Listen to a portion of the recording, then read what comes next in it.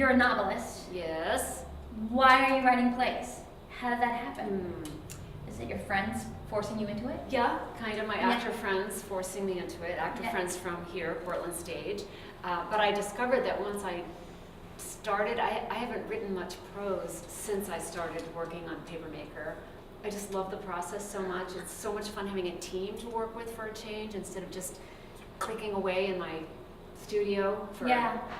hours, months, years on end on something that may or may not succeed. Right. You know, and in this way, it's like I remember I told her we did a casting, we just went to New York to do casting, and I told Sally in the hotel room that she's like an editor for a novel. She's the only other person in the universe who knows the play as well as I do and who has the same investment in it that I do. Which is, That's special. yeah, it's really special. It's super special.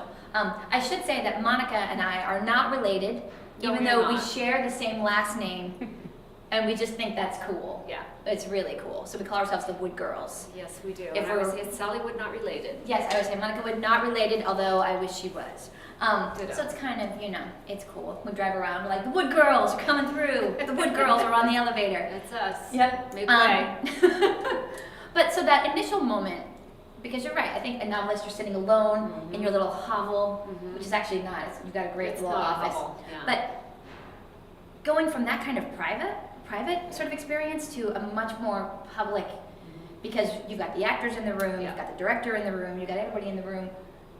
How do you not just want to grab the pages and just say, that's what I wrote, that's it? I think if I were 25 years old, I would feel that way. Really? But I've had a really long career. I'm so used to being edited. I'm so used to throwing away very hard-won work Right. to start over again. I always tell my writing students sometimes it takes 400 pages to get to the real page one, Right, and that's no different in a play. right. And it's actually easier to throw away 20 pages of dialogue because they come back so easy. Dialogue is kind of easy to write.